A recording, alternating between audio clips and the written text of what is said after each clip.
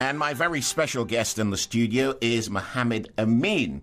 Now, Mohammed, round about this time, we always ask our guests the very same question. So how did you come to faith? I was brought up as a Muslim, and then I actually drifted away from that. I became an agnostic, then I became an atheist, and eventually I came back to Islam because I believe it's a simple religion, and I believe it's true. Now, if you ask me why do I believe that God exists, it's a question of faith. Philosophers have tried for centuries to prove the existence of God, like you prove theorems in mathematics, and it cannot be done. You cannot prove that God exists, in my opinion. You either believe or you don't believe. But you say you came back to faith. What brought you back to the faith? I really can't think about it. You're aware of the existence, the way that God impacts your life. Some things that happen in your life, it can be something as trivial as a beautiful day. I remember when I was at Cambridge going on a 15-mile walk for charity, and it's a sort of beautiful occasion. You just feel almost the existence of God on occasions like that. And what was life like for you in Cambridge? Because one would think they probably didn't have an awful lot of experience of people from elsewhere in the world, if they weren't kings and queens, that is. Oh, Cambridge has always been a very diverse place. One of my colleagues at Cambridge was from Biafra, that breakaway region of Nigeria in the 1960s. And his father was quite senior in the Biafran government. There was an Orthodox Jew who was studying medicine. Cambridge has always been a very diverse place, partly because it has so many people from overseas as well. Admittedly, there were very few ethnic minorities from the UK at that time, but there were people of ethnic minority origin from overseas. And what was it that drove you onto the success that you achieved? Primarily, for me, it was the interest in the subjects themselves. I could never do a job successfully if I didn't find it interesting. Now, accountancy is a joke for a boring occupation. People often talk about it like that. But actually, from the day that I started training as an accountant to the day I retired, I was never bored. I found the subject fascinating. I learnt about tax while I was a trainee accountant, and tax is all about problem solving. How can you, within the law, help somebody, either an individual or a company, to pay less tax?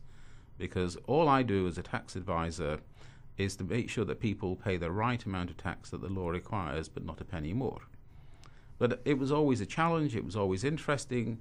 Last week I was in the Supreme Court in London watching a tax case being fought out, because even though I'm now retired, this case, which I worked on for about 5 or 6 years before I retired, was up before the Supreme Court for 3 days, and I wandered in for half a day just to see how it was going on, to see my old colleagues, to see the barrister who I'd originally helped to brief. And it's a very technical case which I won't bore you with, but it shows how ultimately that company will pay tax in accordance with the law that Parliament has set, and when there's a dispute between the tax authorities and the taxpayer, the courts arbitrate, which is their job. Let's not talk about that case, let's talk in general. Yep. You mentioned that you like to do it within the law. Yes. When you were working, but there are those who do tax avoidance, which is a different thing.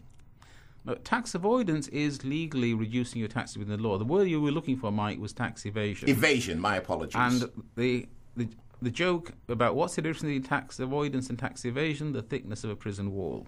Because tax evasion is a crime. Why are people allowed to get away with evasion in this day and age? They're not allowed to get away with evasion. But they do get away with it. On the contrary, the Inland Revenue and the authorities work very hard to crack down on evasion, whether it's cigarette smuggling or people fiddling their income with cash takings. If they get caught, they get severely penalised in financial terms. If it's a particularly serious crime, they get sent to jail. And you're confident that everybody who evades tax will end up in jail? I'm not confident, in the same way that I'm not confident that everybody who commits burglary gets caught and sent to jail either. But in both cases, the state is quite clear it's a crime, it's prosecuted, and it deserves to be prosecuted. What's next for Mohammed Amin? Now that I've retired, I spend all my time on my voluntary activities, sharing my thoughts about the world, trying to help other people to succeed. I've got several people that I coach for free on how to develop their careers. I write my website, which is getting more and more readers as time passes. I do interfaith activity in person. Like yesterday, I was at the Yeshurun Synagogue. 2 weeks ago, I was at an interfaith panel in Oxford. I'm going to Liverpool to talk about at a meeting on Israel, where I will be the only non-Zionist on the panel. And you basically reach out to other people and try to communicate. And the website address is mohammedamin.com. That's right. Can I thank you very much indeed for being our very special guest here today. It's been a real pleasure speaking to you, and look forward to the next time we get together. Thank you.